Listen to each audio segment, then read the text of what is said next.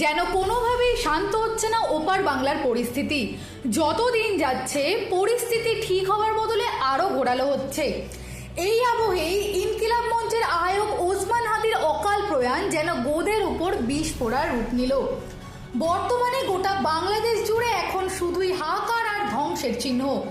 এবার তারই রেশ পড়ল সংবাদ মাধ্যমের ওপরেও।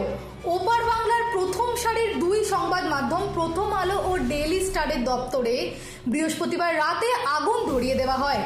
ভেতরে আটকা পড়া সাংবাদিকরা বাঁচার আশায় ছুটে যান ভবনের ছাদে।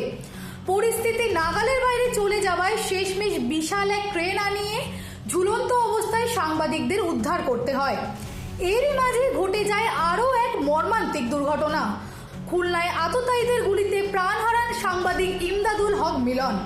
নিহত ইমদাদুল ছিলেন বর্তমান সময় পত্রিকার কর্মী এবং সলুয়া প্রেস ক্লাবের সভাপতি।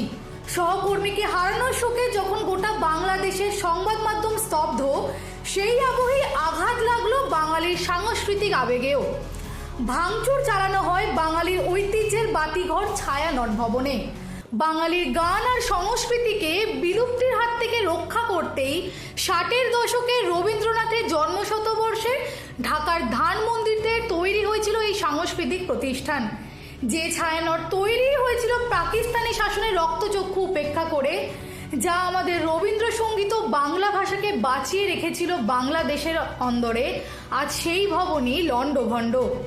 সূত্রের খবর, দুষ্কৃতীদের হাত থেকে রেহাই পায়নি রবীন্দ্রনাথের অমূল্য বই ঐতিহাসিক নথি। ছেঁড়া হয়েছে জাতীয় কবি নজরুল ইসলাম এবং লালন ফকিরের ছবি। ভেঙে গুড়িয়ে দেওয়া হয়েছে সাধনার বাদ্যযন্ত্রগুলোকেও। বাঙালির সাধনার এই দুর্গ আজ যেন পরিণত হয়েছে এক ধ্বংসস্তূপে। এমনকি হাদির ওপর গুলি চলার দিন থেকেই ভারতীয় হাই কমিশনের বাইরে শুরু হয় ঝামেলা। এই আবহে নিরাপত্তা রক্ষা করতেই ঢাকার ভারতীয় ভিসা সেন্টার পর্যন্ত বন্ধ করে ভারত সরকার। এদিকে হাতুড়ি দিয়ে ভাঙা হচ্ছে বঙ্গবন্ধুর ধানমন্ডির বাড়িও। ওপার বাংলার আকাশে এখন শুধুই কালো ধোঁয়ায় ঢাকা, আর মাটি ভিজছে রক্তের দাগে। এই অস্থিরতার শেষ কোথায়, কবে পরিস্থিতি স্বাভাবিক হবে, এর উত্তর আপাতত কারোরই জানা নেই। দিশা দাসের রিপোর্ট, হেডলাইন্স, কলকাতা।